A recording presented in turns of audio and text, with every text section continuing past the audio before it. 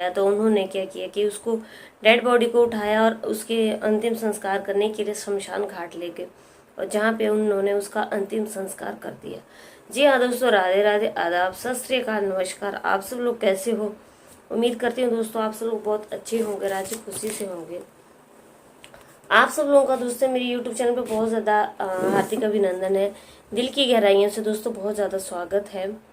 मेरे चैनल को सब्सक्राइब नहीं किया दोस्तों, सब्सक्राइब कीजिए और रोज एक नई कहानी सुनने का आनंद लीजिए। और ये कहानी हम आपको अपने चैनल के माध्यम से सुनाते हैं। हमारे चैनल का नाम है डेली न्यू क्राइम स्टोरी, रोज एक नई आपराधिक कहानी। तो आज की आपराधिक कहानी जो है वो है बिहार से।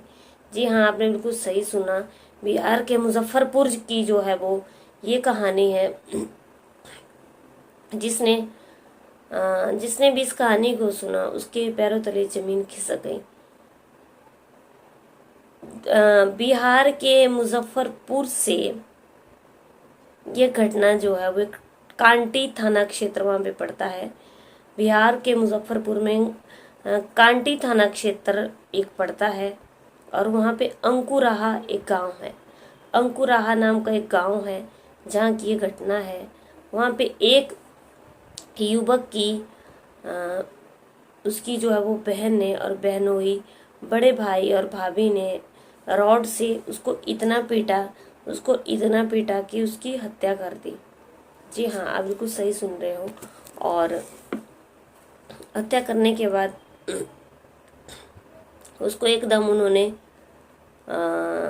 कपड़े में लपेटा और शमशान घाट में ले गए जहाँ पे उसका उन्होंने अंतिम संस्कार कर दिया गया। अब जिस युवक की हत्या हुई उसका नाम रितेश है और वो शादीशुदा है और उसकी पत्नी जो है वो मायके गई हुई थी जब ये घटना घटी। और जब उसकी पत्नी को ये सारी बातें पता चली तो उसकी पत्नी मायके से आई और उसने पुलिस में सारी सूचना दी। और जब पुलिस को ये बात पता चली तो पुलिस एकदम आती है और सीधा शमशान घाट पहुंचती है। शमशान घाट पे जा करके पुलिस ने देखा कि वहाँ पे जो है वो उसकी बॉडी जल रही होती है। जब पुलिस ने देखा कि उसकी बॉडी जल रही होती है तो पुलिस ने एकदम उसकी चिता को पानी फेंक करके एकदम शांत किया और उसकी बॉडी को उसमें से निकाल करके उसकी पोस्टमार्टम के लिए अधजली बॉडी को जो है वो भेज दिया। अभी उसका शव जो है वो आधा ही जला हुआ था और आधा शव जो था वो जलने से रह गया था। पुलिस ने इस बॉडी को उठा करके फटाफट जो है पोस्टमार्टम के लिए भेज दिया। एफएसएल की टीम एक गठित की गई और एफएसएल की टीम से पुलिस ने जो है वो जांच की और सारे सबूत जो है वो इकट्ठा किए।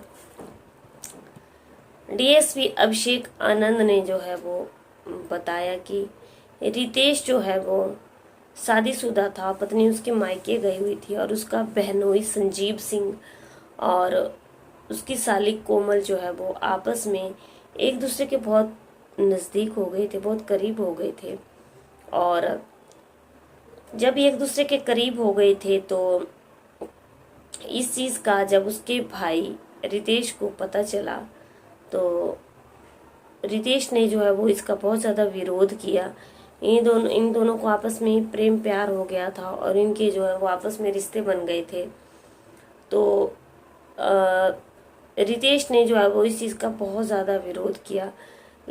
लेकिन अब घर वालों ने क्या किया कि घर वालों ने सारी गलती जो है वो रितेश की ही ठहराई और घर के अंदर की बात को अंदर ही दबा दिया और उसको एकदम उसकी वहाँ पे हत्या कर दी। हत्या करने के बाद जो है वो घर वालों ने ये बाहर बताया कि घर के अंदर लड़ाई झगड़ा हो रहा था और प्रॉपर्टी का आपस में विवाद था। तो प्रॉपर्टी के विवाद में जो है वो उसकी हत्या हो गई। तो उन्होंने आनन फानन में एकदम उसका अंतिम संस्कार भी कर दिया और शमशान घाट में भी ले गए। अब क्या होता है दोस्तों कि जब उसकी पत्नी आती है, उसकी पत्नी को पता चलता है तो उसकी पत्नी पुलिस में इन्फॉर्म करती है और पुलिस की जो जब टीम आती है पूरी तो पुलिस की टीम जो है वो ये पता करती है कि आखिर रितेश का जो है वो हत्या हुई है या किसने इसको मारा है। तो पुलिस जो है वो पूरी जांच पड़ताल करती है। अब पुलिस ने जो है वो उसकी उसके बहनोई भाई भाभी जो है वो उन सब ने जो है वो उसको रॉड से मार दिया। और अब क्या होता है कि पुलिस ने बहनोई संजीव सिंह और साली कोमल को जो है वो गिरफ्तार करके जेल में भेज दिया।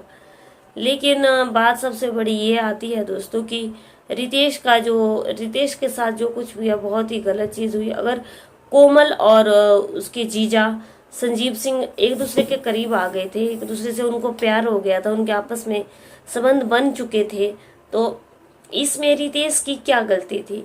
उन लोगों ने जो कुछ भी किया रितेश के साथ बहुत गलत किया। ऐसे लोगों को हमारे कानून को कड़ी से कड़ी सजा देनी चाहिए। और कोमल और जो उनके जीजा है संजीव सिंह, ये गलती उनकी थी। और सबसे बड़ी हैरानी की बात यह है कि परिवार वालों ने भी जो है वो कोमल और संजीव सिंह का साथ इसलिए दिया ताकि घर की बात जो है वो घर में ही रह जाए और बाहर लोगों को किसी को कुछ भी पता ना चले कि उनके घर के अंदर क्या हो रहा है। घर वालों ने भी झूठा प्रॉपर्टी के विवाद में जो है वो ये सारी बातें बता दी कि प्रॉपर्टी का ही जो है वो घर के अंदर विवाद हो रहा था, जिससे आपस में झगड़ा हो गया और उसकी मौत हो गई। ये बहुत गलत चीज़ है। जो गलत किया उसकी गलत लोगों को गलत सजा मिलनी चाहिए।